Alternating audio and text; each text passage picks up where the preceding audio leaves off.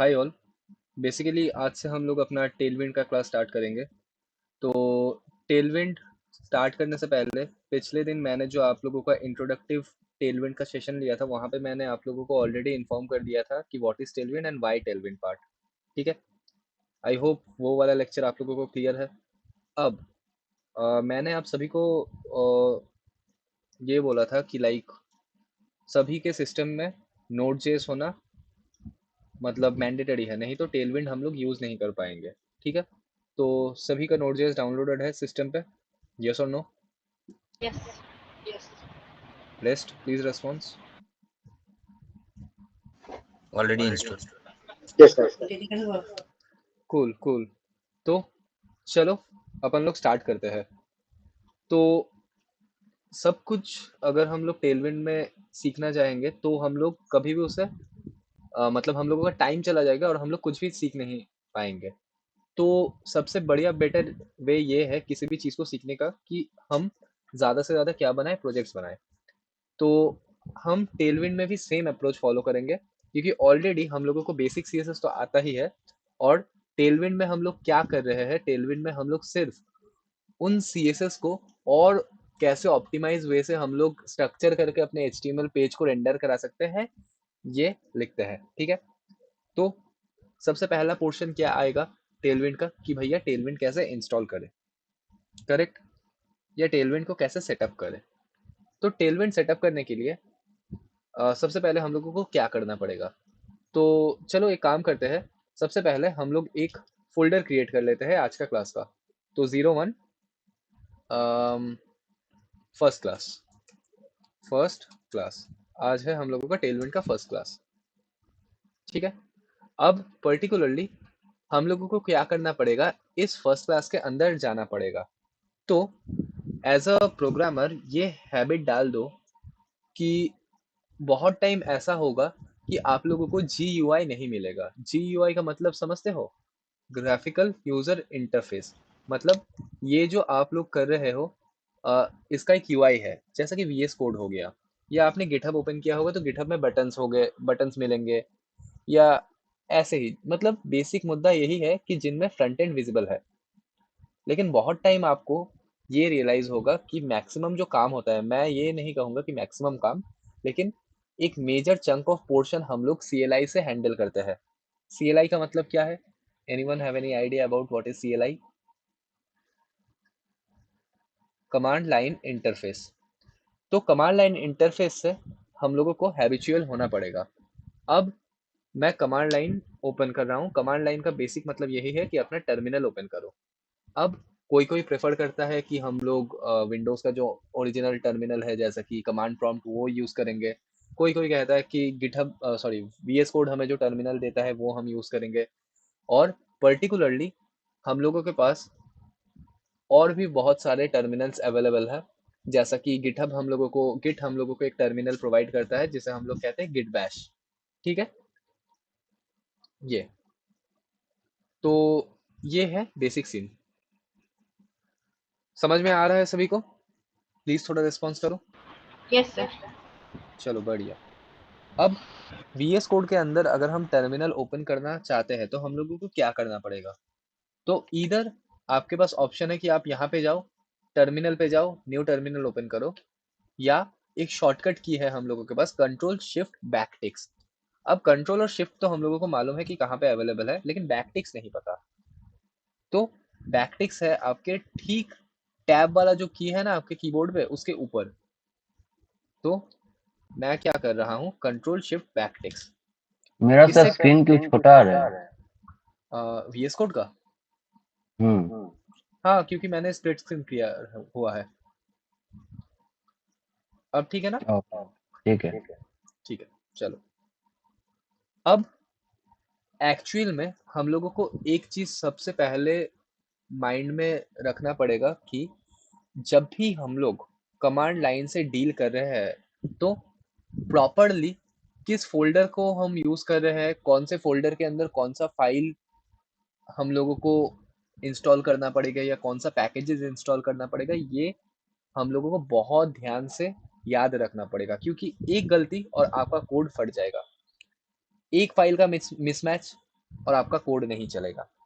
तो अभी मैं जो अपना टेलविंड का सेटअप है वो सेटअप करना चाहता हूँ किसके अंदर, अपना 01 अंडरस्कोर फर्स्ट क्लास के अंदर, ठीक है।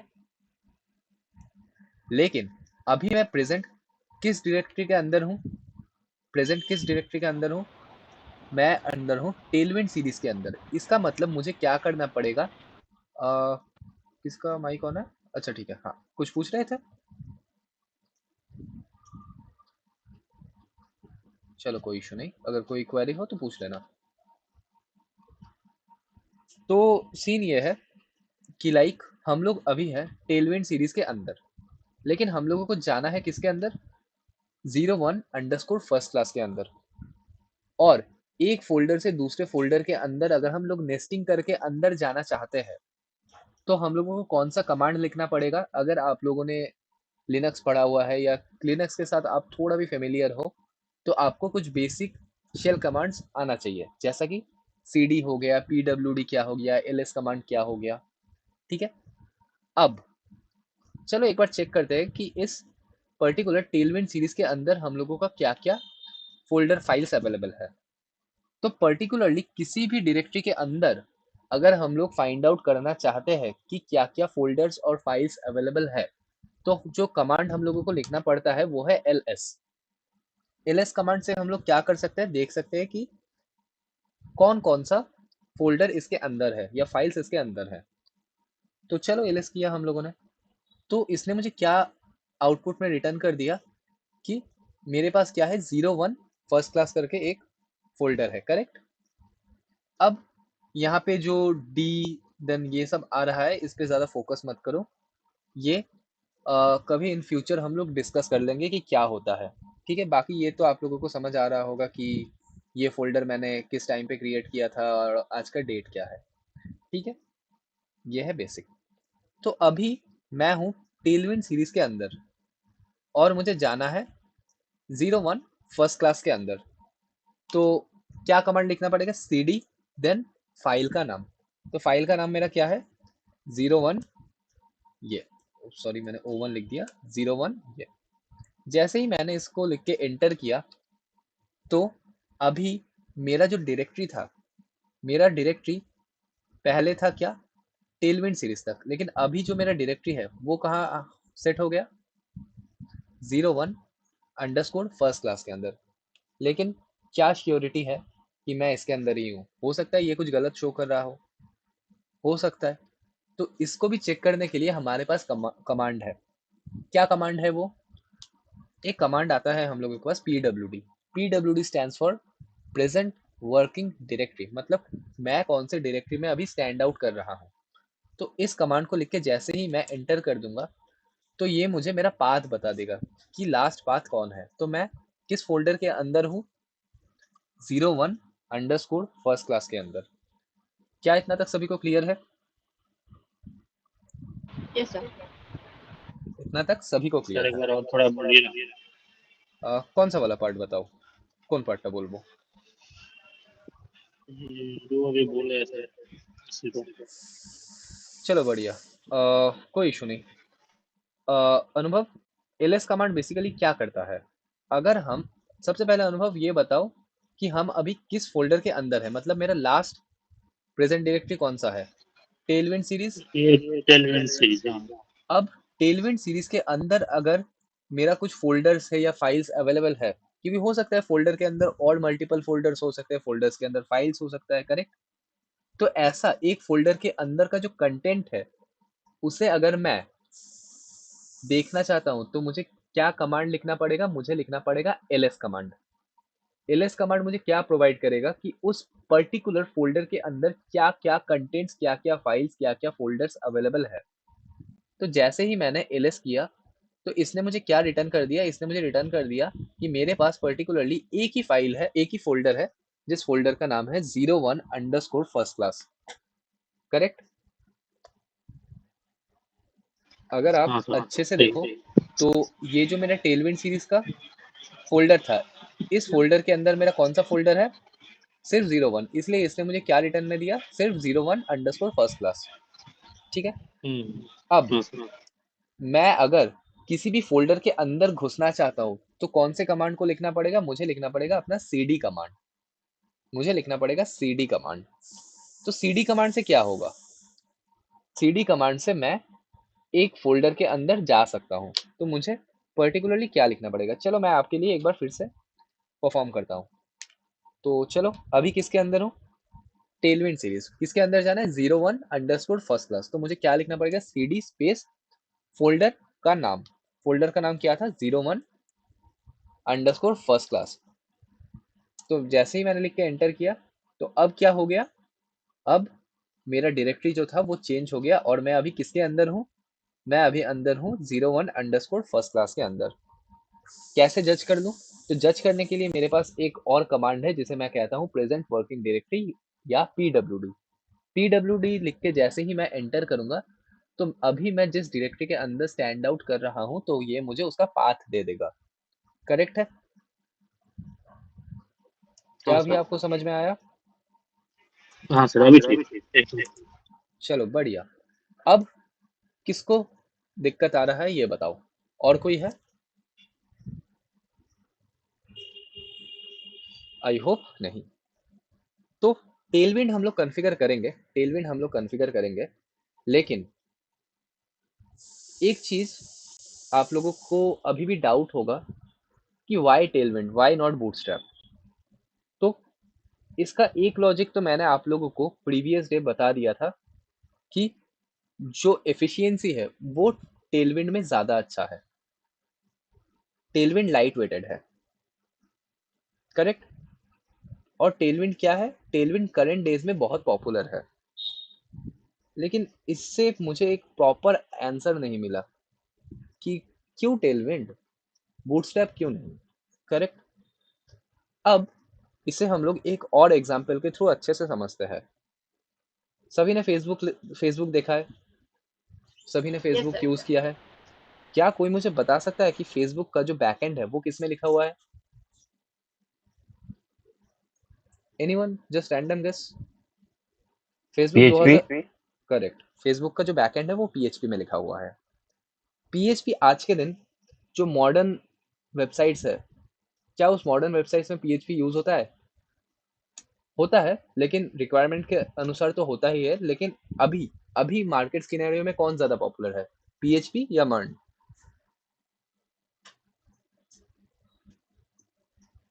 मॉडर्न ज्यादा ग्रूमिंग है।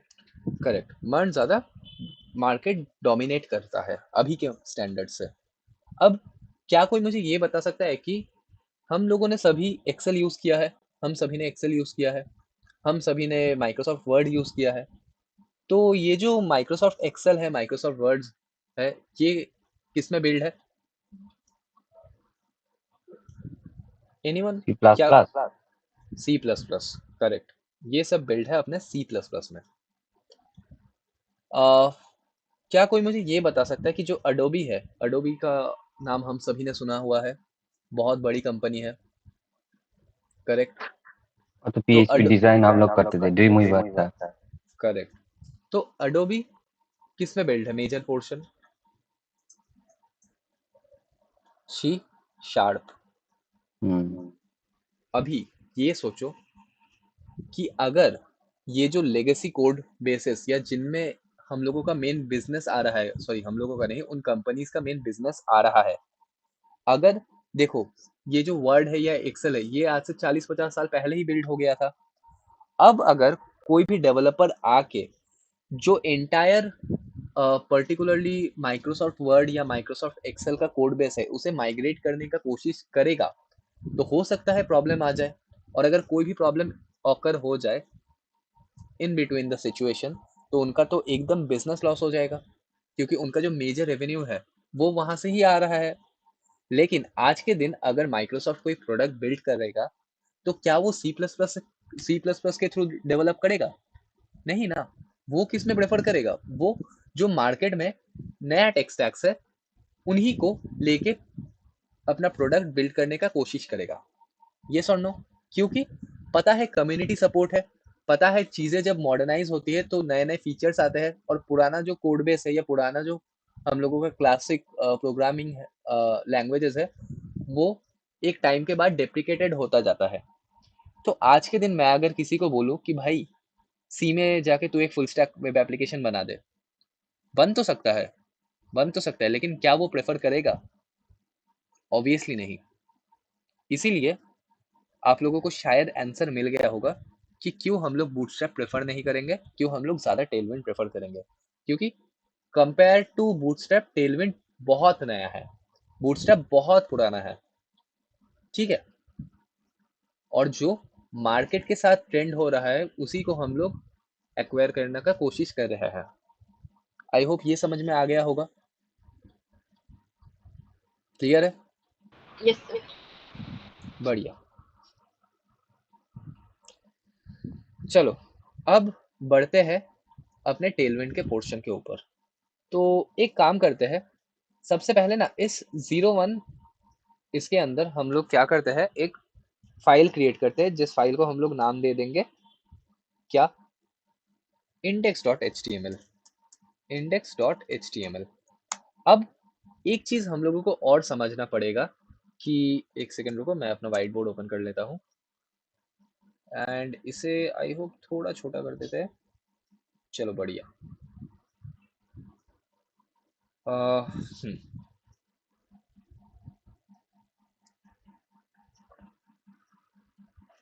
जस्ट अ सेकंड, ये लोड ले रहा है। चलो बढ़िया। अब क्वेश्चन अराइज होता है कि चलो हम लोग ये तो समझ गए कि why not Bootstrap, why Tailwind, but आपने तो ये नहीं बताया कि why not CSS, classic CSS, why not classic CSS। अब देखो ये टॉपिक बहुत डिबेटेबल टॉपिक है कि मैं CSS लिखना ज़्यादा प्रेफर करूंगा या CSS का कोई फ्रेमवर्क यूज़ करना ज़्यादा प्रेफर करूंगा। ये पर्सन टू पर्सन डिपेंड करता है कि वो कौन से वे ऑफ कोडिंग में ज़्यादा मतलब वो करता है, एंजॉय करता है, ठीक है। लेकिन हमेशा यही प्रैक्टिस मेंटेन करके चलो कि जो मार्केट में चल रहा है उसी को सीखो। तो मार्केट में अभी टेलविंड चल रहा है तो हम लोग टेलविंड सीख रहे हैं, अगर कल को कोई और चीज़ आ गया मार्केट में तो हम वो सीखेंगे। अब जो हम लोगों ने CSS वीक्स के दौरान प्रोजेक्ट्स बिल्ड किए थे तो वहाँ पे हम लोग क्या कर रहे थे, लेट्स अजम्पशन करो कि ये है आप लोगों का HTML पेज। अब इस HTML पेज के अंदर कोई एक div टैग है, मान के चलो ये div टैग है। तो अगर मैं इसे सेट करना चाहता हूँ कोई भी पर्टिकुलर स्टाइलिंग, तो मुझे क्या करना पड़ेगा, ये है मेरा HTML वाला पेज, ये है मेरा, जस्ट सेकंड, ये है मेरा HTML वाला पेज और ये है मेरा CSS वाला पेज, ठीक है। थोड़ा एडजस्ट कर लेना। ये है मेरा CSS वाला पेज। अब मुझे क्या करना पड़ेगा, ऑब्वियसली मैं एक्सटर्नल CSS यूज़ करता हूँ, तो मुझे इस CSS वाले फाइल को अपने HTML फाइल के अंदर लिंकअप करना पड़ेगा। फिर मुझे क्या करना पड़ेगा, मुझे इस पर्टिकुलरली डिफ को कोई क्लास देना पड़ेगा या जिस भी टैग को मैं स्टाइलिंग प्रोवाइड करना चाहता हूँ उस टैग को मुझे स्टाइल मतलब एक क्लास देना पड़ेगा, आईडी देना पड़ेगा। फिर उस आईडी को फेच करके मुझे कहाँ पे लाना पड़ेगा, अपने CSS वाले फोल्डर के अंदर, फिर CSS वाले फाइल के अंदर, फिर CSS वाले फाइल के अंदर मैं क्या लिखूंगा, मैं अपना प्रॉपर्टी लिखूंगा। फिर जाके क्या होगा, मेरा जो HTML पेज है वो रिफ्लेक्ट करेगा अपने CSS को, करेक्ट है। तो यहाँ पे देखो एक बहुत मुझे फाइल बार बार करके चेंज करना पड़ रहा है कि नहीं, बार बार करके मुझे फाइल चेंज करना पड़ रहा है। इससे जो मेरा प्रोडक्टिविटी है ये प्रोडक्टिविटी कम हो रहा है, लेस हो रहा है।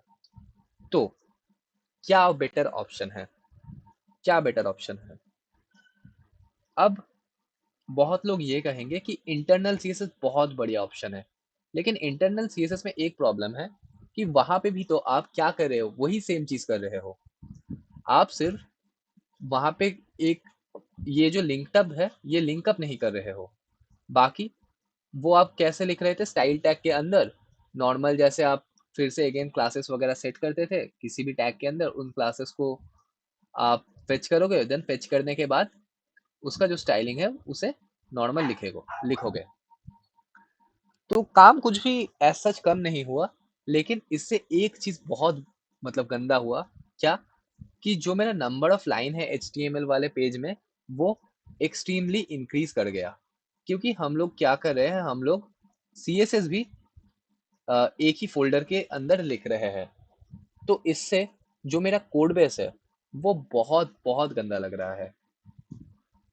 अगर पर्टिकुलरली मुझे फाइंड आउट करना होगा कि आप लोग ये एजम्पशन करके चलो कि ये है मेरा एंटायर वेबसाइट, ये है मेरा एंटायर वेबसाइट।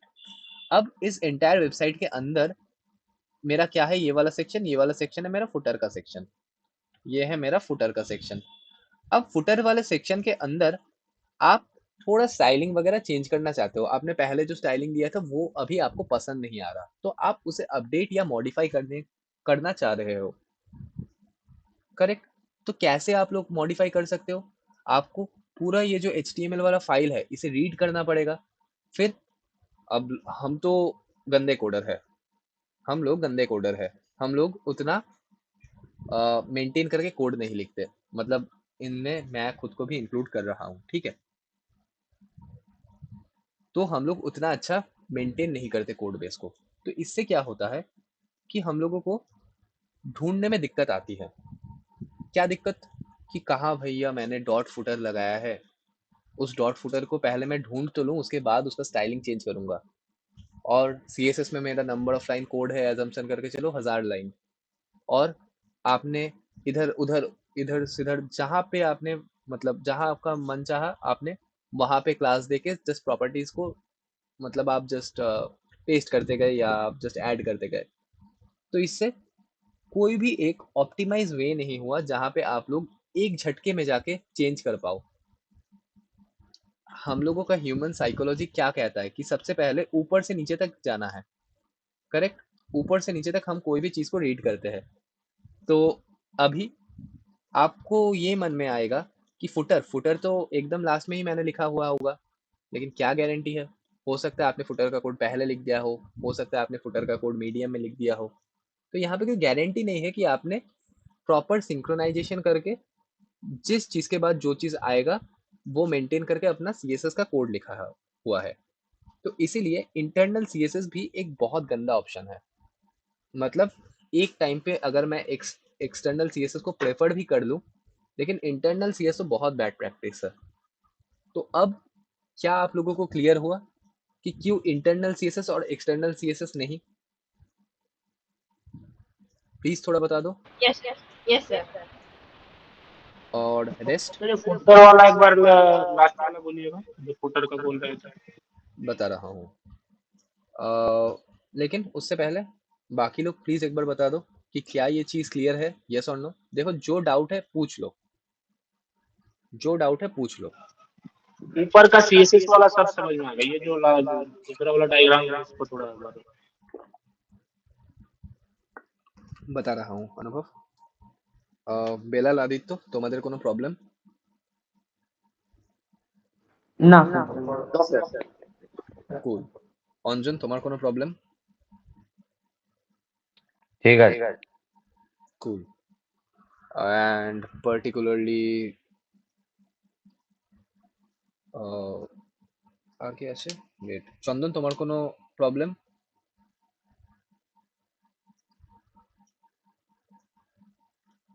হ্যালো চন্দন, তুমি আছো? আছি। কোনো ইস্যু? না। चलो गुड। तो बेसिकली अनुभव मैंने ये कहा कि हम लोगों का जो ह्यूमन साइकोलॉजी है वो क्या कहता है कि किसी भी चीज़ को टॉप डाउन देखना, करेक्ट? ऊपर से नीचे तक। तो अभी आपको ये लग रहा होगा कि आपके पर्टिकुलर वेबसाइट के एकदम एंड में फुटर आया है, तो आप जाके क्या सर्च करोगे कि लेट्स अजम्पशन करके चलो यहाँ से लेके यहाँ तक है आप लोगों का स्टाइल टैग, ठीक है? अब आप पर्टिकुलरली यही एक्सपेक्ट करोगे कि फुटर का कोड तो एकदम नीचे ही होगा, तो मुझे तो फुटर आसानी से मिल जाएगा। लेकिन हो सकता है कि आपने ऐसा कोड नहीं लिखा हुआ है। आपने क्या लिखा हुआ है? आपने पर्टिकुलरली फुटर का कोड इन बिटवीन मिडल में या और कहीं लिखा हुआ है। तो इस केस में क्या होगा, आपका जो टाइम है वो ज़्यादा लगेगा। कैसे ज़्यादा लगेगा? आपको तो पहले वो डॉट फुटर फाइंड आउट करके लाना है, उसके बाद ही उसके बाद ही तो आप क्या कर सकते हो, उसे मॉडिफाई या अपडेट कर सकते हो, करेक्ट? हाँ सर। तो इसीलिए इंटरनल सीएसएस एक बैड प्रैक्टिस है। अब आते हैं अपने टेलविंड के ऊपर। तो टेलविंड क्या एक्स्ट्रा फीचर हम लोगों को देता है? तो टेलविंड हम लोगों को ऑलरेडी बहुत सारा प्री डिफाइंड क्लास प्रोवाइड करता है। अब प्री डिफाइंड क्लास क्या है इसमें आएंगे, लेकिन सबसे पहले एक सिनेरियो देख लेते हैं। एजम्पशन करके चलो मैं टेलविंड का डॉक्यूमेंटेशन आपको दिखा रहा हूँ। अब लेट्स सी आप लोगों ने एक फुटर का कोड लिखा हुआ है। आपने क्या किया है, एक फुटर का कोड लिखा हुआ है। चलो एक बार एक फुटर का कोड हम लोग सर्च करते हैं, फुटर कोड इन टेलविंड। ठीक है, बढ़िया है। तो आप क्या कर रहे हो, आप internal CSS inline CSS kind of property use कर रहे हो, लेकिन ये इनलाइन सीएसएस नहीं है। वैसे देखा जाए तो हाँ, आप टैग के अंदर ही सीएसएस लिख रहे हो तो ये इनलाइन तो है ही, लेकिन जस्ट अ सेकेंड। बढ़िया।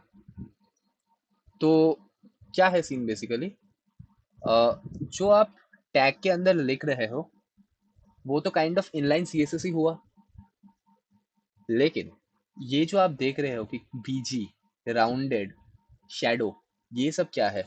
ऐसा तो कोई प्रॉपर्टी सीएसएस में नहीं था।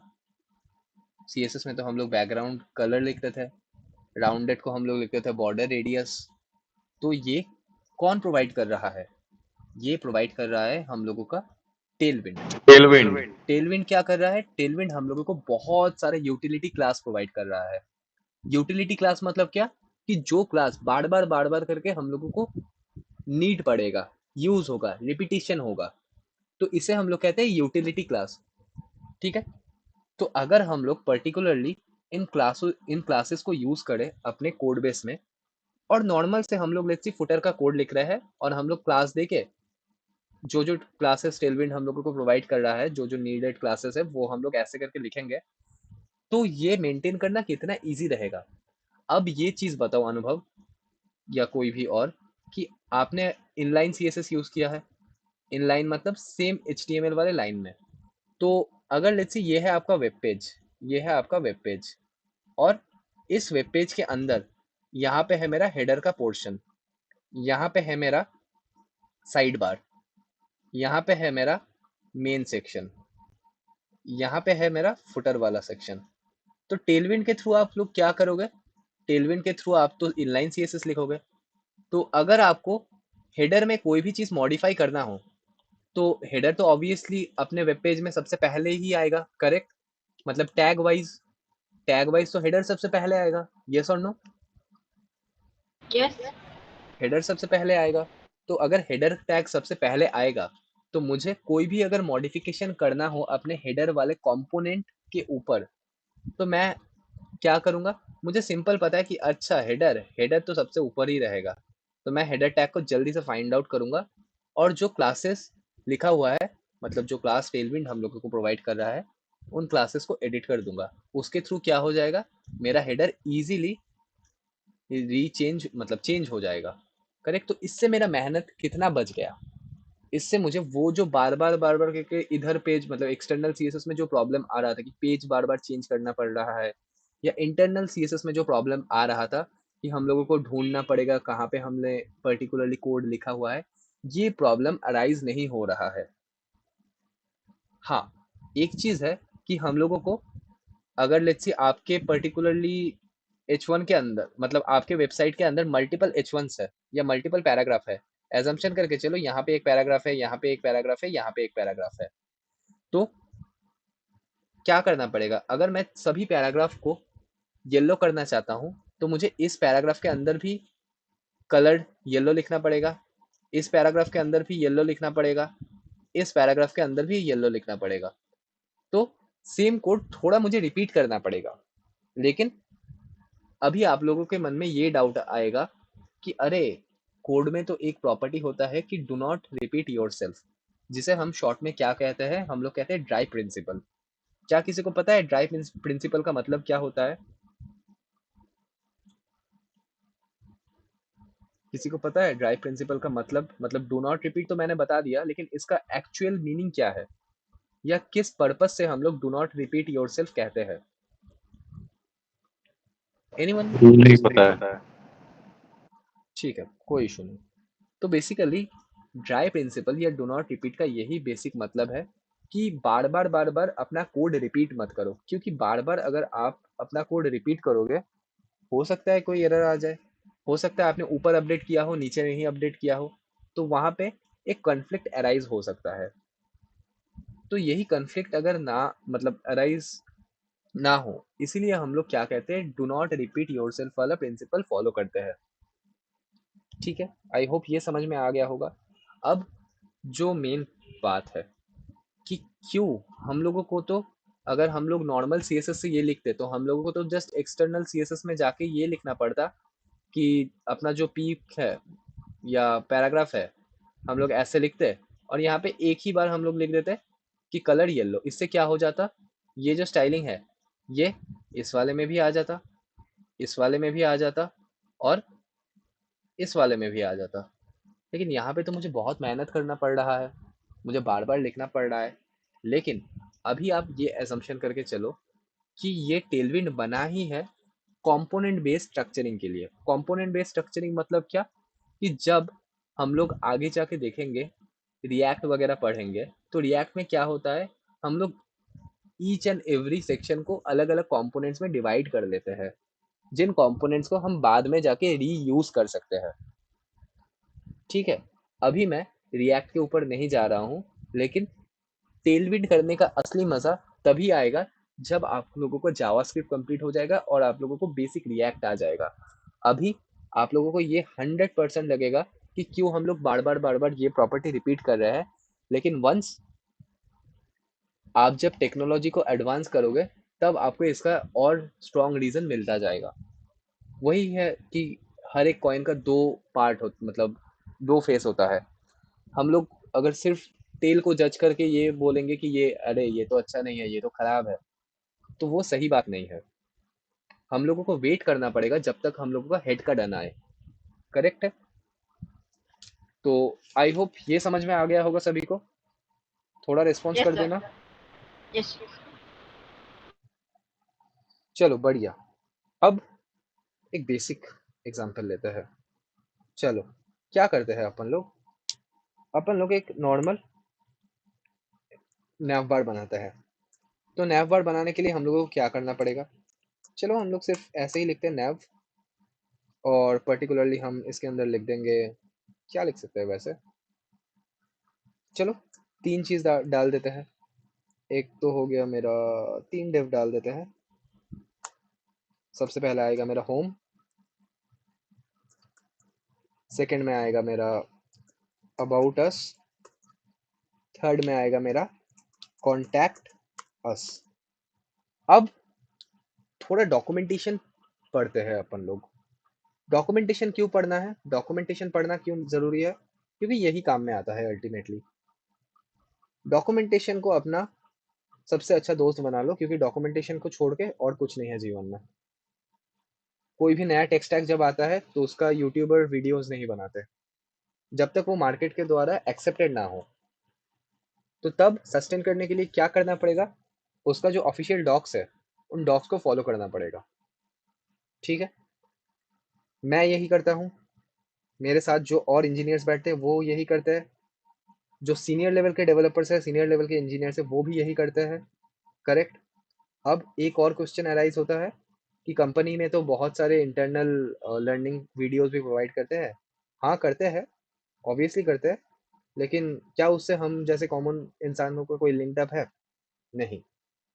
तो इसीलिए यही बेस्ट वे है कि डॉक्यूमेंटेशन पढ़ो, डॉक्यूमेंटेशन पढ़ के गो थ्रू करो कि कौन सा चीज़ कैसे इम्प्लीमेंट करना है। अब कैसे डॉक्यूमेंटेशन पढ़ना है ये भी एक बहुत बड़ा आर्ट है। ठीक है, डॉक्यूमेंटेशन ये नहीं कि अरे सर ने बोला है कि डॉक्यूमेंटेशन पढ़ने को तो आज तो मैं पूरा डॉक्यूमेंटेशन पढ़ लूंगा, नहीं। डॉक्यूमेंटेशन कभी भी ऐसे बना ही नहीं है कि आप उसे पूरा पढ़ लो। डॉक्यूमेंटेशन पढ़ने का बेसिक रूल यही है कि जितना आपके काम में आ रहा है उस सेक्शन को पढ़ो, जो काम में नहीं आ रहा छोड़ दो। हाँ, आप ऑब्वियसली खुद के लर्निंग के लिए पढ़ ही सकते हो, लेकिन जो काम में आ रहा है बस वही नीडेड चीज़ पढ़ो। क्योंकि अभी आप लोगों को लगेगा कि टेलविन का डॉक्यूमेंटेशन क्या है, बहुत इजी ही होगा, कुछ एक टैग्स वगैरह है और क्या, ये तो सेम ही है। लेकिन अगर आप हर एक पेज के अंदर डीप डाइव करते हुए जाओगे ना, तो आप लोगों को पता चलेगा कि अच्छा ये भी होता है, अच्छा वो भी होता है। करेक्ट है। चलो बढ़िया। तो सबसे पहले नैव बार। नैव बार का एक बेसिक ओवरव्यू हम लोग लेते हैं कि हम लोग क्या बिल्ड करना चाह रहे हैं। तो लेट्स सी, ये है हम लोगों का वेबसाइट, ये है हम लोगों का वेबसाइट। इस वेबसाइट के अंदर नैव बार कैसे दिखेगा? नैव बार अपना जो पूरा बॉडी का विड्थ है, पूरा बॉडी का विड्थ ले लेगा। अगर मेरे बॉडी का विड्थ है, लेट्स अजम मतलब लेट्स अज्यूम 100 VW। अब ये VW VH, इसमें किसी को कोई प्रॉब्लम है कि व्हाट इज VW, या ये जो हम लोगों का यूनिट्स होता है CSS में, किसी को कोई प्रॉब्लम है? नहीं सर। रेस्ट प्लीज बताओ। No sir. नहीं सर। बढ़िया बढ़िया बढ़िया। অঞ্জন, তোমার কোনো প্রবলেম হচ্ছে না তো? না না হচ্ছে না। চলো ভালো। যদি কোনো ইস্যু হয় একদম মাইক রেজ করে বলো, হ্যাঁ? बढ़िया।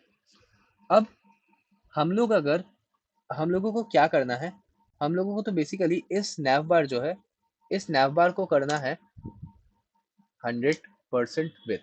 तो अगर हम लोग इसे क्लासिक CSS में लिखते तो कैसे लिखते हैं कि भैया कर दो विथ कितना, 100 VW, मतलब पूरा विथ। तो इससे क्या हो जाएगा, क्या मैंने लाइव नहीं किया? जस्ट अ सेकंड, एक बार लाइव करके देख लेते हैं, एक बार लाइव करके देख लेते हैं इसे। चलो चलो चलो जल्दी चलो, इतना टाइम नहीं है। ठीक है चलो, हाँ आ गया। चलो बढ़िया। इफेक्ट समझ में नहीं आ रहा कि 100% वेट हुआ है कि नहीं, तो कैसे समझे? एक बैकग्राउंड कलर दे देते हैं। तो हम लोगों ने लेट्स सी इसे बोल दिया कि क्या हो जाओ बैकग्राउंड कलर। कौन सा बैकग्राउंड कलर रखे? चलो एक्वा। तो क्या हो गया, देखो पूरा विड्थ इसने ले लिया है कि नहीं? पूरा विड्थ इसने ले लिया है, करेक्ट है।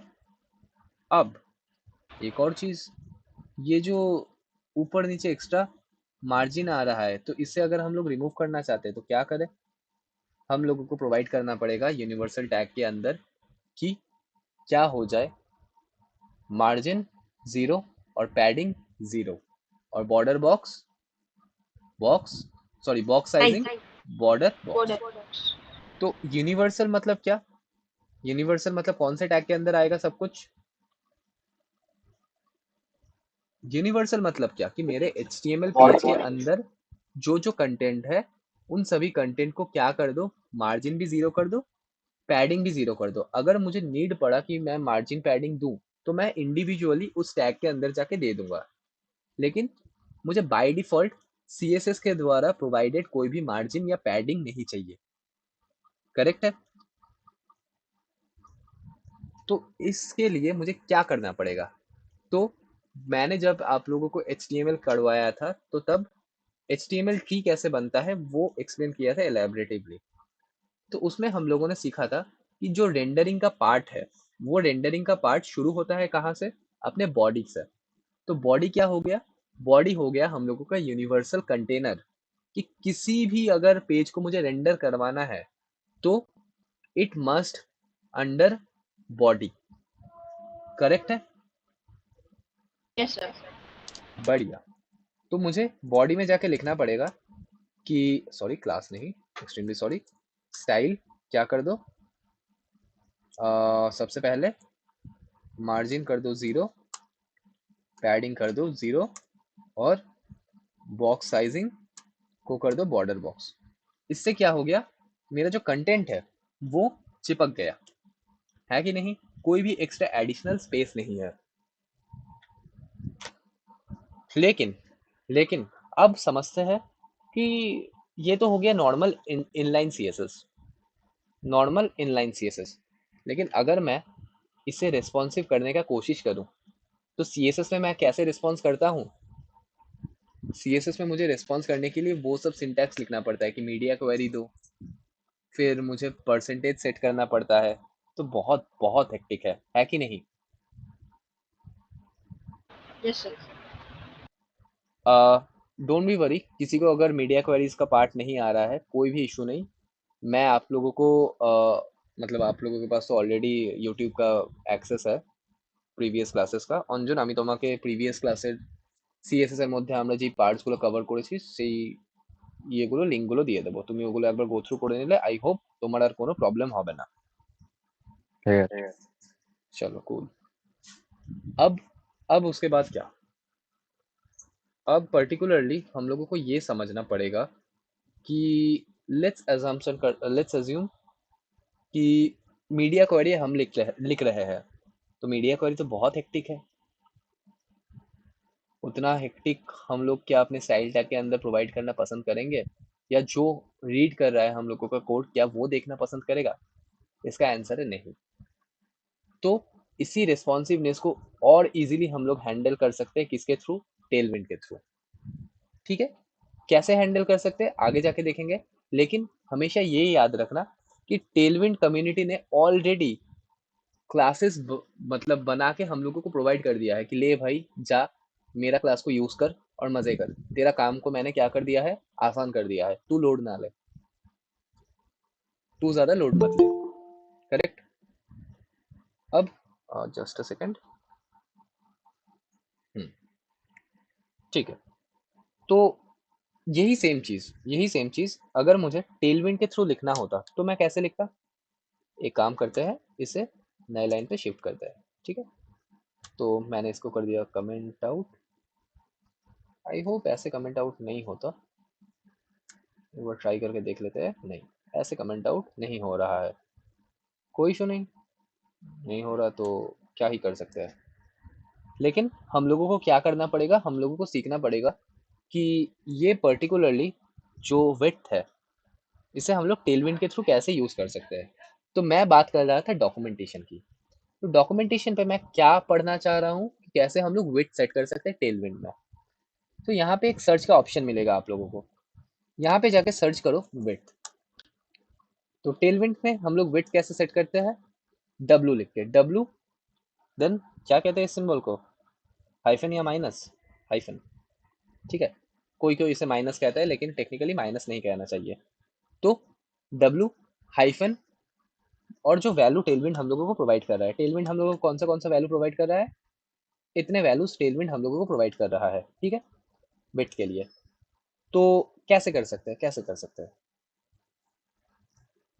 अब हम लोगों ने एक चीज देखा, एक चीज ऑब्जर्व किया कि अगर हम लोग लिखेंगे 1/4 तो कितना परसेंटेज विड्थ लेगा, 25%।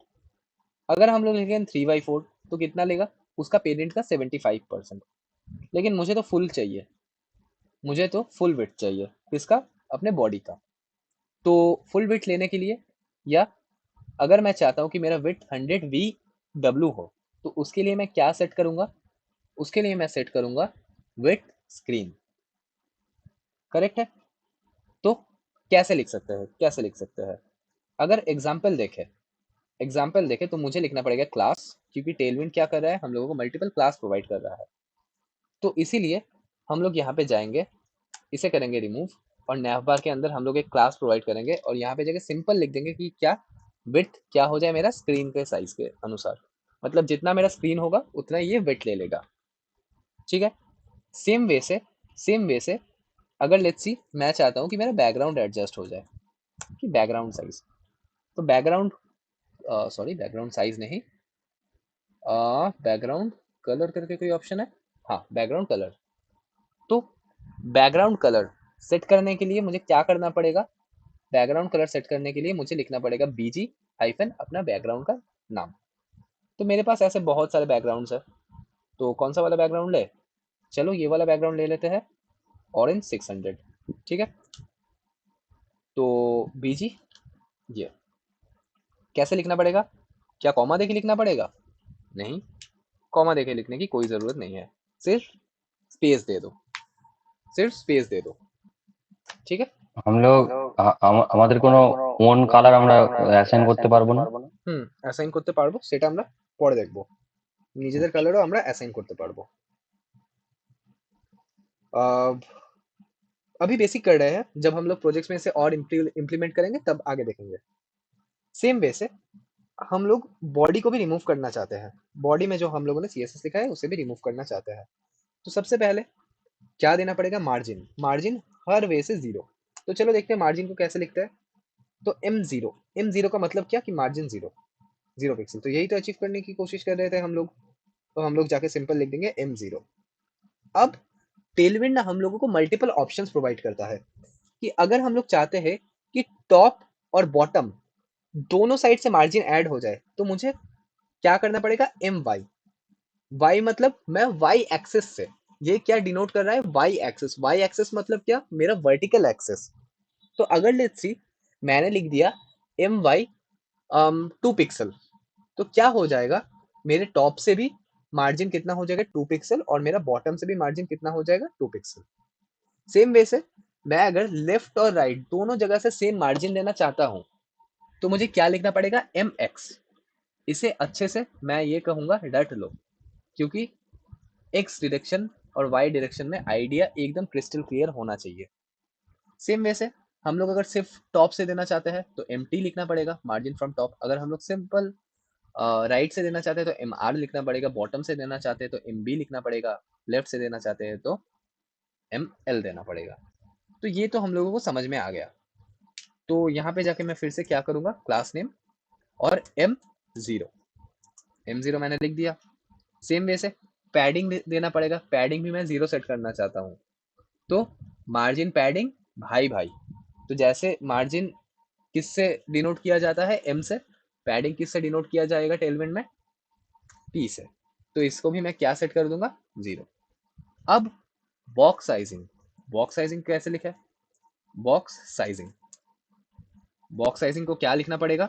सिर्फ बॉर्डर बॉक्स लिखने से ही टेलविंड समझ जाएगा। तो टेलविंड के क्लास के अंदर मुझे क्या लिखना पड़ेगा? Border box.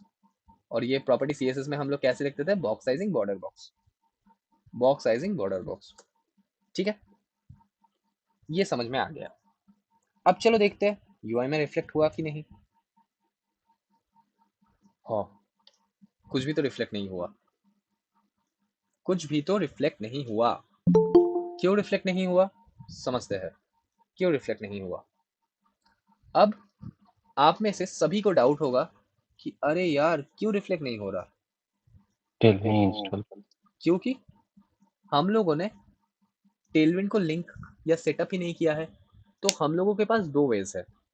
या तो हम टेलविंड को खुद के लोकल प्रोजेक्ट में, अब थोड़ा मैं प्रोडक्शन बेस्ड, मतलब थोड़ा मैं ज़्यादा डिफिकल्ट टर्म्स का तो यूज़ नहीं करूँगा, लेकिन समझो अच्छे से।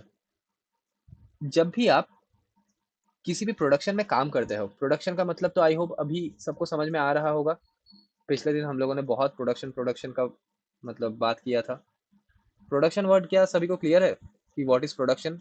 What is production grade application? Optimization नहीं, प्रोडक्शन तो मतलब जिसका रियल वर्ल्ड हम लोग यूज करते हैं प्रोडक्शन में है। हम लोग कहते हैं ना कि अरे यार फेसबुक रियल वर्ल्ड में यूज हो रहा है मल्टीपल यूजर्स के थ्रू, तो ये क्या है? ये एक प्रोडक्शन बेस्ड एप्लीकेशन है। करेक्ट है। अब प्रोडक्शन बेस्ड एप्लीकेशन में क्या होता है? अच्छा ठीक है, एक छोड़ो प्रोडक्शन साइड में हटा दो। लेट्स सी आप क्या कर रहे हो। आप एक कंपनी में काम कर रहे हो, एक IT कंपनी है, ठीक है। अब उस IT कंपनी के अंदर बहुत सारे प्रोजेक्ट्स हैं। अब उस प्रोजेक्ट में से एक प्रोजेक्ट आपको असाइन कर दिया गया है, उसमें से एक प्रोजेक्ट आपको असाइन कर दिया गया है, ठीक है। अब आपके पास 2 वेज है, आपके पास 2 वेज है। क्या 2 वेज है? या तो आप ऑनलाइन प्रोजेक्ट को कॉन्फ़िगर कर लो, ऑनलाइन प्रोजेक्ट को कॉन्फ़िगर कर लो, या तो क्या कर लो, जो प्रोजेक्ट आपको दिया गया है उस प्रोजेक्ट को अपने लोकल सिस्टम में सेटअप कर लो। करेक्ट, 2 वेज है। ऑनलाइन से अगर आप एक्सेस उसको करोगे तो क्या होगा? ये तो नहीं कि आप पर्टिकुलर एक ही हो जो उस प्रोडक्ट को एक्सेस कर रहे हो, मल्टीपल यूजर्स हो सकते हैं।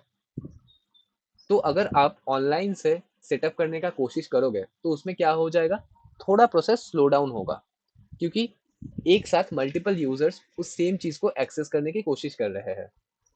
लेकिन इन टर्म्स ऑफ, अगर आप पर्टिकुलरली लोकली उस प्रोजेक्ट को सेटअप कर लो तो लोकल मशीन में तो आपके सिवाय और कोई नहीं है उसे यूज करने वाला।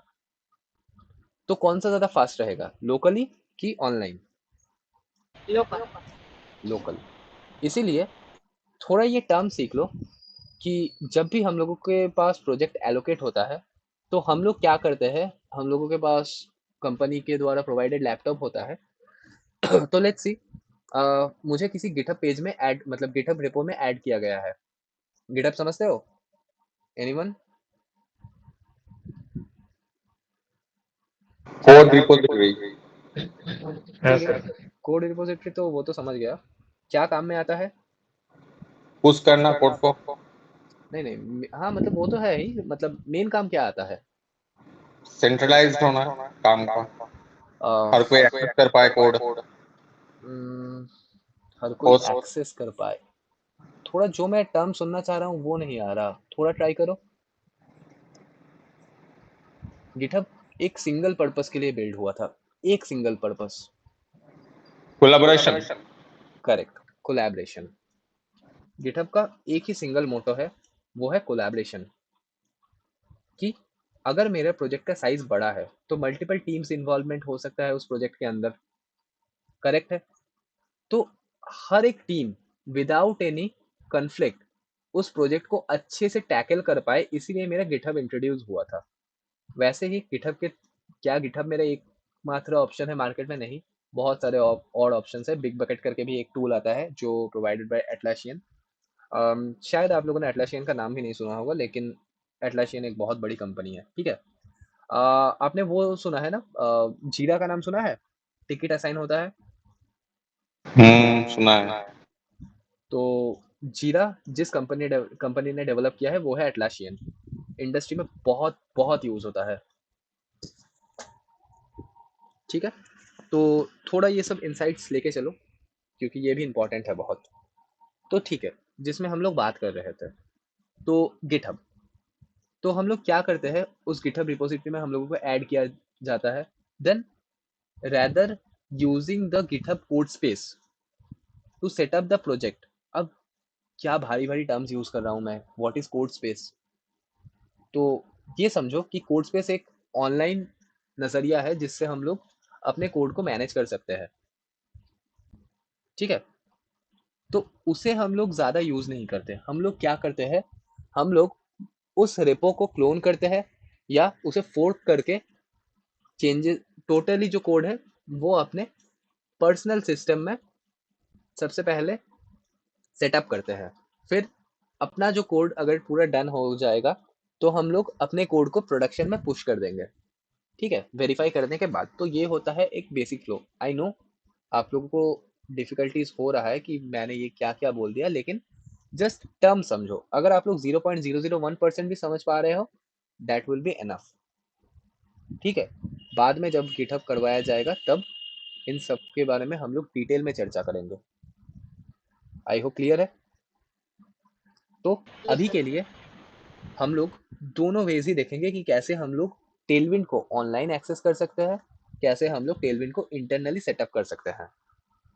अब किसी भी चीज़ को ऑनलाइन एक्सेस करने के लिए हम लोगों के पास क्या ऑप्शन है, चलो देख लेते हैं। तो डॉक से बाहर आके निकलते हैं, टेलविंड का वेबसाइट ओपन करते हैं, गेट स्टार्टेड करते हैं। गेट स्टार्टेड करने के बाद ये मुझे क्या प्रोवाइड कर रहा है कि टेलविंड CLI कमांड लाइन के थ्रू मैं कैसे टेलविंड सेटअप कर सकता हूँ using post CSS। Post CSS भी एक मेथड है। और क्या क्या मेथड्स अवेलेबल है मेरे पास, और मेथड्स है अगर मैं कोई भी फ्रेमवर्क यूज़ कर रहा हूँ। क्या क्या फ्रेमवर्क हो सकता है, नेक्स्ट.js में मैंने अपना ऐप बिल्ड किया है, लारावेल में मैंने ऐप बिल्ड किया है, वीट में मैंने ऐप बिल्ड किया है, नेक्स्ट करके एक चीज़ होता है, मैंने रिएक्ट पे ऐप बिल्ड किया है। तो यहाँ पे आई को क्रिएट रिएक्ट ऐप मिल जाना चाहिए, या हटा दिया इन्होंने। क्रिएट रिएक्ट ऐप भी है। हो सकता है आपने एंगुलर से बिल्ड किया है। तो टेलविंड ऑलमोस्ट सभी इन लाइब्रेरीज और फ्रेमवर्क्स में सपोर्टेड है। ठीक है, तो आई होप समझ में आ गया होगा। तो हर एक particularly each and every library में हम लोग कैसे टेलविंड इंस्टॉल कर सकते हैं, इनका वेज अलग अलग है। तो आज अगर आप रिएक्ट में यूज कर रहे हो तो रिएक्ट का डॉक्यूमेंटेशन फॉलो करना पड़ेगा टेलविंड सेटअप का। अगर आप एंगुलर सेट करना चाहते हो तो एंगुलर का डॉक्यूमेंटेशन फॉलो करना पड़ेगा। कोई भी और ऑल्टरनेटिव ऑप्शन नहीं है। एक चीज हमेशा मतलब ठीक है, चलो बाद में आते हैं इसमें। तो अभी के लिए हम लोग क्या करेंगे, हम लोग ऑनलाइन एक्सेस करने का कोशिश कर रहे हैं। तो ऑनलाइन एक्सेस के लिए हम लोगों को क्या करना पड़ेगा, सीडीएन लिंक लाना पड़ेगा। सीडीएन लिंक का मतलब किसी को पता है? What is CDN? Content delivery network. Content delivery network. चलो ये तो फुल फॉर्म हो गया। काम क्या करता है? ये आपका एक होस्टिंग जैसा ही काम करता है, लेकिन डिफरेंट डिफरेंट लोकेशन में रहता है इसका सर्वर। नहीं, सर लाइब्रेरी को लोकल में ले आता है, लाइब्रेरी को लोकल में नहीं ले आता बेसिकली। মানে क्या करता है? সার্ভার में रहता है। बोलो बोलो, কোনো ইস্যু না, বলো। বলছি সার্ভারই ওটা থাকে, মানে ওটা এখানে নিয়ে আসে ওই ধরুন যে আমরা যে সমস্ত ফাংশন গুলো লিখি বা যে সমস্ত ট্যাগ গুলো সাপোর্ট করে সেগুলো চলে আর কি, ওটা না টানলে চলবে না। একটু টেक्निकली बोलो। ठीक बोलছো, ठीक बोल रहे हो, जस्ट थोड़ा और टेक्निकली बताओ, ट्राई करो। जो बात आपने कहा वो एकदम 100% सही है, बेस्ट है, लेकिन थोड़ा और टेक्निकली साउंड करो। কি বলবো? ठीक है, कोई इशू नहीं। आपने आईपीस के बारे में पढ़ा है? आप लोगों जानते हो what is IP? Internet protocol. हाँ, इंटरनेट प्रोटोकॉल। वो तो देखो फुल फॉर्म तो आई ठीक है। मतलब आईपी का काम, आईपी क्या होता है, इसका बेसिक मतलब पता है? অ্যাকচুয়ালি আইপি এটা বলতে গেলে তো আবার অনেকগুলো ভাগে চলে যাবে। ইন্টারনেট প্রোটোকল মানে একটা হচ্ছে স্পেসিফিক আইডেন্টিটি নাম্বার, যেটা হচ্ছে একটা, সেটা IPv4 হতে পারে, IPv6 হতে পারে। Correct, correct. चलो कोई এর ना। আবার हाँ बोलो बोलो बोलो बोलो, कंप्लीट এবারে करो। এর হচ্ছে আর ডিজিটের উপরে বা ডিজিটালে তখন চলে যাবে, কার 32 বিট, কার 64 বিট, এরকম ব্যাপারগুলো তখন চলে আসবে। करेक्ट, ठीक है सर। हम लोग समझते हैं थोड़ा आईपी के बारे में, ठीक है। देखो एक चीज दूसरे चीज के साथ बहुत रिलेटेड है, और यही आप लोगों का वेब फंडामेंटल्स भी और स्ट्रॉन्ग कर रहा है, ठीक है। तो अगर आप ये एजम्पशन कर रहे हो कि टेलविंड सीखने के दौरान मैं सिर्फ टेलविंड के ऊपर फोकस करूंगा, आप लोग एकदम गलत हो। हम लोग ईच एंड एवरीथिंग जो जो नीडेड है, जो जो इनर इंजीनियरिंग है, सबको एक्सप्लोर करेंगे। अब क्यों मैंने आईपी के बारे में कहा, तो सीडीएन समझने के लिए हम लोगों को आईपी का नॉलेज होना बहुत जरूरी है। आईपी इज बेसिकली व्हाट, हमारे इंटरनेट में हर एक चीज का आईपी होता है। हर चीज का आईपी क्या करता है, एक दूसरे के साथ हम लोगों को कम्युनिकेशन, मतलब एक डिवाइस के साथ दूसरे डिवाइस को कम्युनिकेशन में हेल्प करता है, ठीक है। लेट्स सी इसका आईपी है ए, इसका आईपी है A1, इसका आईपी है A2। अब अगर लेट्स सी इस A1 के पास ये A2 का आईपी नहीं रहा, मतलब ये A2 सेव नहीं है या A2 नहीं है, तो क्या ये वाला कंप्यूटर इसके साथ कम्युनिकेट कर पाएगा? यस और नो? नो। अगर इस A1 के पास नहीं कोई कर पाएगा। A2 नहीं रहेगा तो कम्युनिकेट ही नहीं होगा। कम्युनिकेट नहीं होगा तो काहे का इंटरनेट, हम्म, ठीक है। अब इसे समझते हैं थोड़ा ब्रॉडर स्केल में। आप लोगों ने टीसीएस का नाम सुना है, तो अब एक चीज समझते हैं कि ये है मेरा टीसीएस का कैंपस, ये है मेरा टीसीएस का कैंपस। या कोई कुछ पूछ रहा था?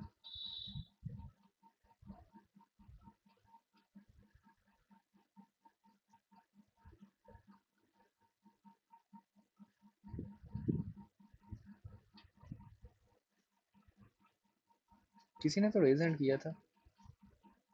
नहीं नहीं, लेफ्ट हुआ अरिजीत लाइक। ओ अच्छा अच्छा, ओके, नो इशू। ठीक है, एक सेकंड रुको, मैं चार्जिंग कर लूँ, एक मिनट दो। पानी वगैरह पी लो तब तक आप लोग।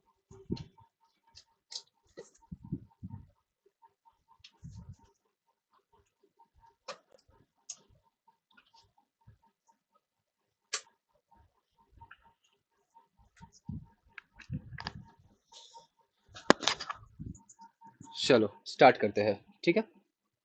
तो क्या कह रहा था, समझो ये है मेरा टीसीएस का कैंपस, या ये है मेरा टीसीएस का जोन। अब ये हो आप, एक नॉर्मल यूजर। अब ये है आपका कंप्यूटर, लेट्स सी ये है आपका कंप्यूटर जो कि आउटसाइड है, ठीक है। अब एक चीज मुझे ये बताओ कि टीसीएस के अंदर जो कंप्यूटर्स है उनमें क्या होगा, उनमें एक पर्टिकुलरली प्रोटेक्टेड आईपी होगा। Protected IP in the sense कि अगर मेरा बंदा टीसीएस से बिलोंग करता है तो ही क्या कर पाएगा, वो उस पर्टिकुलरली आईपी को एड्रेस कर पाएगा या एक्सेस कर पाएगा, है कि नहीं। अगर कोई बंदा टीसीएस से है तो ही वो क्या कर पाएगा, टीसीएस के अंदर का जो ये आईपी है, आईपी मतलब बेसिकली समझो एड्रेस, तो टीसीएस के अंदर ही वो एक्सेस कर पाएगा। लेकिन लेट्स सी सम कोई एक यूजर है जो कि आउटसाइड ऑफ द टीसीएस है, या जिसके पास कोई भी एक्सेस नहीं है कि वो टीसीएस के इंटरनल पर्टिकुलरली सिस्टम को एक्सेस कर पाए, तो क्या वो उसे एक्सेस कर पाएगा, यस और नो। नो। क्यों एक्सेस नहीं कर पाएगा, क्योंकि पर्टिकुलरली इस बंदे के लिए, ये जो बंदा है, इस बंदे के लिए इस कंप्यूटर का जो आईपी है, इस कंप्यूटर का जो आईपी है या एड्रेस है, वो क्या है, प्राइवेट है। करेक्ट, ये क्या है, प्राइवेट है। प्राइवेट है इसका मतलब क्या, कि कोई भी इसे नॉर्मल वे से एक्सेस नहीं कर पाएगा। करेक्ट है। लेकिन लेट्स सी फेसबुक, अब समझ लेते हैं कि यह है मेरा फेसबुक। तो फेसबुक तो पब्लिक प्लेटफॉर्म है, तो फेसबुक क्या ये बंदा एक्सेस कर पाएगा, या इस बंदे के कंप्यूटर या लैपटॉप से क्या फेसबुक एक्सेस हो जाएगा। इसका आंसर है यस। क्यों एक्सेस हो जाएगा, क्योंकि इसके लिए जो सर्वर है वो क्या है, पब्लिक सर्वर है, मतलब कोई भी इसे एक्सेस कर पाएगा।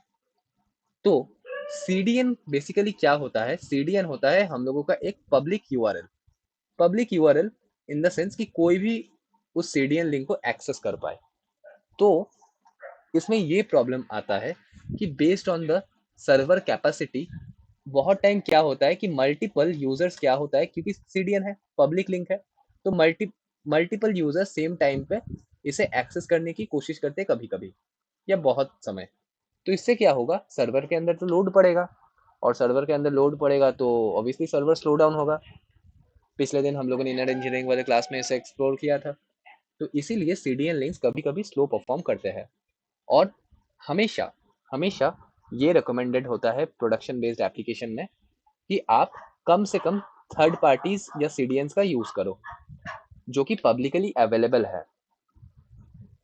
अब समझ आप, आई होप ये समझ में आ रहा होगा कि जब हम लोग प्रोडक्शन में बात कर रहे हैं तो क्यों हम लोग, यार इतने सारे, जस्ट अ सेकंड, क्या क्या क्या क्या क्या इतना प्रॉब्लम क्यों है।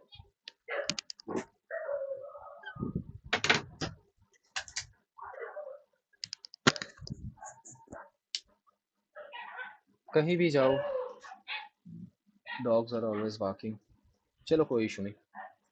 तो इसीलिए प्रोडक्शन बेस्ड एप्लीकेशन में क्या होता है कि हम लोग फ्री सर्विसेज का यूज़ नहीं करते। हम लोग क्लाइंट को प्रॉपर जो एसआरएस होता है उसमें जो प्रोजेक्ट्स का बजट है वो सबमिट करते हैं कि ये सर्विसेज मुझे चाहिए, ठीक है, ताकि रेज ना हो, ताकि मल्टीपल यूजर्स का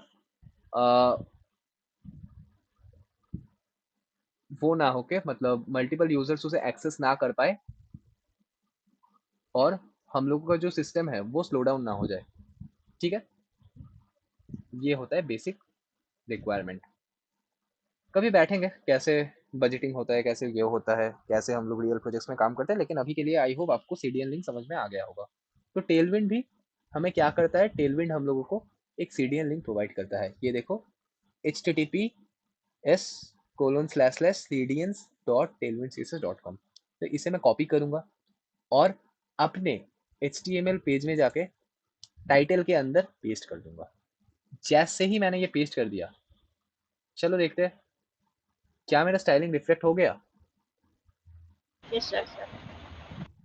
तो many congratulation to all of you, आप लोगों ने अपना पहला टेलविंड का प्रोजेक्ट एस्टैब्लिश कर लिया है। क्या इसमें किसी को कोई दिक्कत, No, sir. नहीं सर। अब एक और चीज, ठीक है। ये जो home, about us, contact us है, ये तो पर्टिकुलरली एक लाइन पे आना चाहिए। ये तो अलग अलग लाइन में आ रहा है, तो इन्हें एक लाइन पे लाने के लिए क्या करना पड़ेगा? Display flex. Flex. Correct, display flex. Display flex.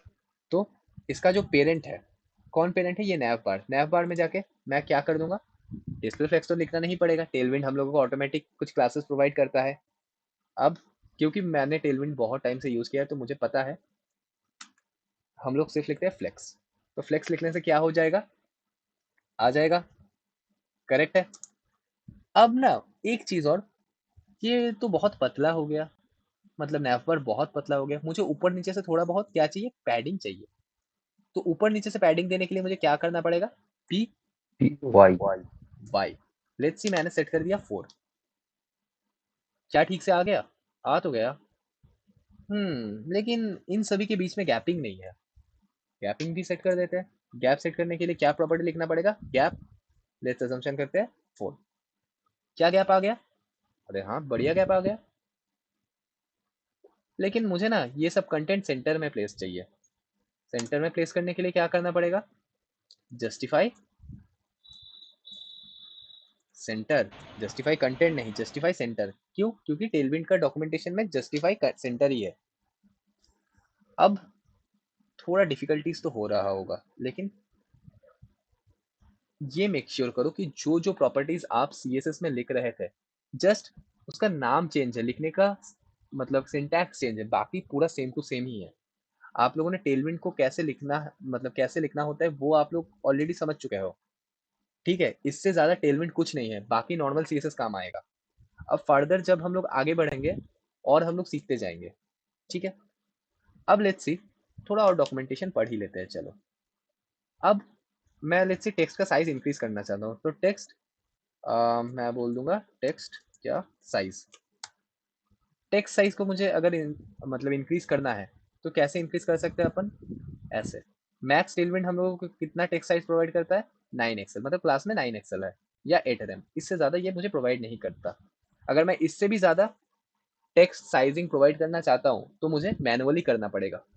जैसा कि थोड़ी देर पहले अंजन ने पूछा कि हम लोग क्या मैनुअली खुद का कलर ऐड नहीं कर सकते? ऐड कर सकते हैं, लेकिन वो हम लोग बाद में देखेंगे। आज का इंटेंट हम लोगों का कस्टम टेलविंड लिखना नहीं है। आज का इंटेंट है टेलविंड को बेसिकली सेटअप करना। तो चलो थोड़ा बहुत हम इसे वो कर देते हैं, टेक्स्ट एक्सेल। तो मैंने यहाँ पे बोल दिया कि इस पर्टिकुलरली डिव को क्या कर दो, इसके अंदर जो टेक्स्ट रहेगा उसे टेक्स्ट एक्सेल कर दो, और यही सेम प्रॉपर्टी मैं तीनों में लिख दूंगा। यही सेम प्रॉपर्टी मैं तीनों में लिख दूंगा। इससे क्या होगा? बढ़ गया साइज, बढ़ तो गया। करेक्ट है। तो ऐसे ही मेरा टेलविंड यूज होगा। तो आई होप आप टेलविंड समझ पा रहे हो कि कैसे क्या फ्लो है। यस और नो? Yes, sir. बाकी आप लोग बताओ। Yes sir. हाँ सर। ठीक है। बुझते पारছো? कूल कूल हाँ कूल कूल कूल। अब ये तो हो गया हम लोगों का ऑनलाइन वाला सेटअप। लेकिन क्योंकि मैंने कहा कि ऑनलाइन सेटअप एक बैड प्रैक्टिस है। देखो, जब आप लोग लोकल मतलब बहुत छोटा प्रोजेक्ट यूज कर रहे, मतलब बना रहे हो, या खुद एक ऐसा पर्सनल प्रोजेक्ट बना रहे हो, तो वहां पे बिंदास यूज कर लो, कोई इशू नहीं है। लेकिन क्यों कर, मतलब ठीक है चलो कर लेते हैं, छोटा प्रोजेक्ट है, मेरे सिस्टम के लिए है, ठीक है। लेकिन हमेशा एक और प्रैक्टिस भी फॉलो करो जो कि ओरिजिनल इंडस्ट्री में यूज होता है। ठीक है, तो इंडस्ट्री में यूज होता है ये पर्टिकुलरली सेटअप वाला, मतलब लोकल में हम लोग कैसे सेटअप कर सकते हैं। तो लोकल में सेटअप करने के लिए हम लोगों को क्या करना पड़ेगा? अगेन चलो डॉक्स पढ़ लेते हैं। डॉक से हम लोग इजीली सेटअप कर लेंगे। तो हम लोग क्या कर रहे हैं? टेलविंड का डॉक्स ओपन कर रहे हैं, गेट स्टार्टेड पे क्लिक करेंगे, और हम लोग जो यूज करेंगे वो है क्या? अपना कौन सा करें, कौन सा करें? चलो पोस्ट CSS वाला करते हैं। ठीक है, पोस्ट CSS वाला करते हैं। अब क्या करना है समझते हैं। सबसे पहले हम लोग इन दोनों कमांड्स को लिखना पड़ेगा। तो सबसे पहले कमांड को हम लोगों ने कॉपी कर लिया और अब जाते हैं, इन सबको हटाते हैं। अभी इस लिंक को अभी हटाते हैं, ठीक है। इस लिंक को अगर मैं कमेंट आउट कर दूंगा तो मैंने जो टेलविंड लिखा है वो अभी रिफ्लेक्ट नहीं करेगा, ठीक है, जो कि नॉर्मल है। सीडीएन लिंक हटा दिया। अब हम लोग सेटअप करेंगे लोकली। तो अच्छे से देखना, लोकल सेटअप बहुत क्रूशियल है, और अगर आपने कोई भी स्टेप पे गलती कर दिया तो आपका प्रोजेक्ट सेटअप नहीं होगा और आप बैठे रह जाओगे कि कहाँ एरर है, कहाँ पे प्रॉब्लम आ गया, ये सोचते रह जाओगे। पता है, ये सेटअप वाला पोर्शन ही सबसे ज़्यादा डिफिकल्ट होता है। वंस आपका सेटअप डन हो जाए ना तो काम तो मतलब झट से निकलता है। एक पर्टिकुलरली एक्सपीरियंस बता रहा हूँ, पर्सनल एक्सपीरियंस है। जब मैं एंड्रॉयड कर रहा था स्टार्टिंग में, तो मेरा एंड्रॉयड स्टूडियो, सिर्फ एंड्रॉयड स्टूडियो सेटअप करने के लिए ही मुझे एटलीस्ट 7 से 10 दिन का टाइम लग गया कि पूरा प्रोजेक्ट मुझे सेटअप करना था, ठीक है। मैंने और एक सिंगल लाइन ऑफ, मतलब एक सिंगल सेमीकोलन तक नहीं लिखा अपने कोड बेस में। सिर्फ एंड्रॉयड स्टूडियो और प्रोजेक्ट को सेटअप करने के लिए ही मुझे 7 से 10 दिन का टाइम लग गया था। और मैं लिटरली फ्रस्ट्रेटेड। 10 घंटे 10 दिन, मतलब 8 से 10 घंटे 10 दिन, मतलब ऑलमोस्ट 100 घंटे मैंने सेटअप पे बिगाड़ा है, ठीक है। तो इसमें हम लोगों को नहीं फंसना है। लेकिन ये तो आप लोगों को पर्सनल लर्निंग से ही आएगा। चलो ठीक है। तो जो कमांड उसने प्रोवाइड किया था, npm install -d tailwind css post css auto prefixer, ये पर्टिकुलर हम लोग क्या करेंगे, कमांड लाइन पे जाके पेस्ट करेंगे। और मेक श्योर करना कि आप सभी के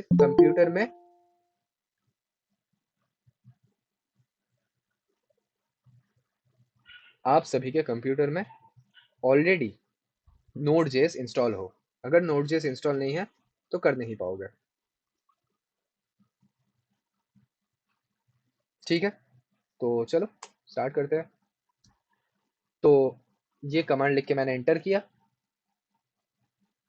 जैसे ही मैंने एंटर किया तो ये क्या बता रहा है, ये देखो एरर आ गया, mkdir समथिंग समथिंग कुछ ऐसा।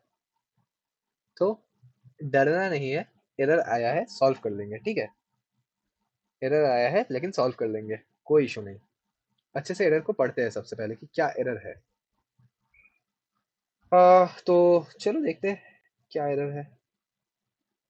अच्छा ठीक है, इन दोनों कमांड्स को हम लोग कॉपी करते हैं। सबसे पहले टेलविन इंस्टॉलेशन का बेसिकली प्रोसेस है। तो यहाँ पे जाएंगे अपने पर्टिकुलरली, जस्ट अ सेकेंड, हाँ एक सेकेंड दो मुझे, जस्ट अ सेकेंड।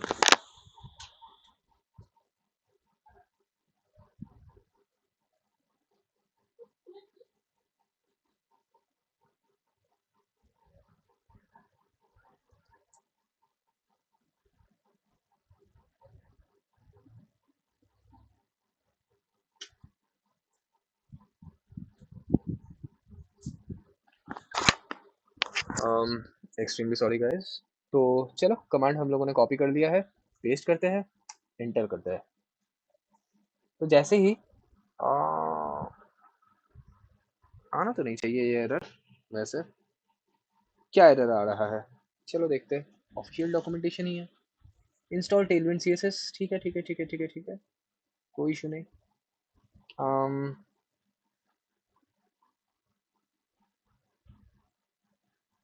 हम लोग क्या फोल्डर में इसको इंस्टॉल करेंगे? हाँ फोल्डर में ही মানে এটা करना কি है। ফোল্ডার, অ্যাকচুয়ালি এটা তো ফাইলের মধ্যে আমরা লিঙ্কে আছি ना फाइलर মধ্যে নাকি, আমরা না नहीं, ফোল্ডারের মধ্যেই আছি? नहीं हम लोग फोल्डर के अंदर ही है। 01 तो हम लोगों का फोल्डर था, হুম, ফোল্ডারের 01 মধ্যে আছে। फोल्डर था। अच्छा हाँ, इसने ऑप्शन दे दिया ओके टू प्रोसीड। चलो হুম। वाई कर रहे हैं, कुछ शायद टेलविन का डेप्रिशिएशन होगा। तो जैसे ही मैंने वो कमांड लिख के एंटर किया था, मुझे यहाँ पे ओके टू प्रोसीड वाई लिख के एंटर कर दिया मैंने, और टेलविंड इंस्टॉल हो रहा है। टेलविंड इंस्टॉल हो रहा है, देखो ये सब छोटा मोटा गलती आता है, ठीक है, कोई इशू नहीं। अब अच्छे से देखना फोल्डर स्ट्रक्चर को। सबसे पहले मैंने सिर्फ index.html क्रिएट किया था, लेकिन अभी इसमें क्या है, एक टेलविंड कॉन्फ़िग करके चीज है, करेक्ट, एक टेलविंड कॉन्फ़िग करके चीज है, ठीक है। इतना तक समझ में आ गया होगा। तो Yes, sir. ये पर्टिकुलरली फाइल क्यों आया, किसी को कोई आइडिया है ये पर्टिकुलर फाइल क्यों आया? Configuration file. कॉन्फ़िगरेशन फाइल है। कॉन्फ़िगरेशन फाइल क्यों आया? ये तो सेटअप के लिए काम आता है, कोई link, theme link, plugins. Correct, क्योंकि हमने वो जो कमांड लिखा था, वो जो कमांड हम लोगों ने लिखा था, लिख के एंटर किया था, उसके वजह से ये पर्टिकुलर चीज आ गया है। ठीक है, अब यहाँ पे एक चीज है कि हम लोगों को क्या करना पड़ेगा, अपने पर्टिकुलर टेलविंड सीएसएस में जाके, ये जो क्रिएट हुआ है ना कि add Tailwind in your post CSS configuration, तो क्या हम लोगों के पास कोई पोस्ट सीएसएस कॉन्फ़िगरेशन है? चलो देखते हैं। पोस्ट सीएसएस करके तो हम लोगों के पास कोई कॉन्फ़िगरेशन नहीं है। पोस्ट सीएसएस कॉन्फ़िगरेशन करके तो हम लोगों के पास कोई এই কমান্ডটা তো চালানো হয়নি, npx tailwind css init। npx tailwind css init नहीं है। चलो देख लेते हैं है कि नहीं, एक बार देख लेते हैं। जैसे ही हमने टेलविंड इनिट किया, नोड मॉड्यूल क्रिएट हो जाएगा आई थिंक। नहीं, ऑलरेडी तो है। नहीं हुआ। तो प्रॉब्लम कहाँ आ रहा है? प्रॉब्लम कहाँ आ रहा है ये समझते हैं। तो एक काम करो, मैं आप लोगों को एक दूसरा कमांड देता हूँ, उससे बढ़िया रहेगा। ठीक है, इससे अगर नहीं हो रहा तो हम लोग सिंपल इसे डिलीट करते हैं, cls करते हैं, और ये कमांड मैं आप लोगों को दे रहा हूँ, इसे लिख लो। npm, मेरे साथ कोई टाइप करना, इंस्टॉल, देख रहे हो ना, टेलविंड css पोस्ट css। देखो दूसरा वेज भी है, लेकिन अभी के लिए मैं इस वे को प्रेफर कर रहा हूँ। ठीक है, ऑटो प्रीफिक्सर और वीट, लास्ट में मैं वीट लिख रहा हूँ। ठीक है, तो इस कमांड को लिख के जैसे ही मैं एंटर करूंगा तो ये क्या करेगा? हाँ, something interesting, something interesting, node hyphen B. चलो नोड जेएस तो बढ़िया है, नोड जेएस तो बढ़िया चल रहा है, कोई इश्यू नहीं है इसमें। तो क्या हो सकता है, क्या हो सकता है? यहाँ पे हम लोगों ने लिखा था npm इंस्टॉल। शायद मैं नोड, अच्छा अभी एक बार चेक करना ना कि नोड का कौन सा वर्जन चल रहा है, एक बार चेक करो कोई भी।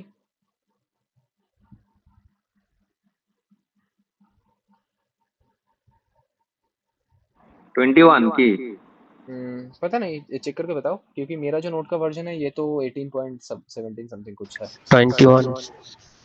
21 हो गया, अच्छा ठीक है चलो।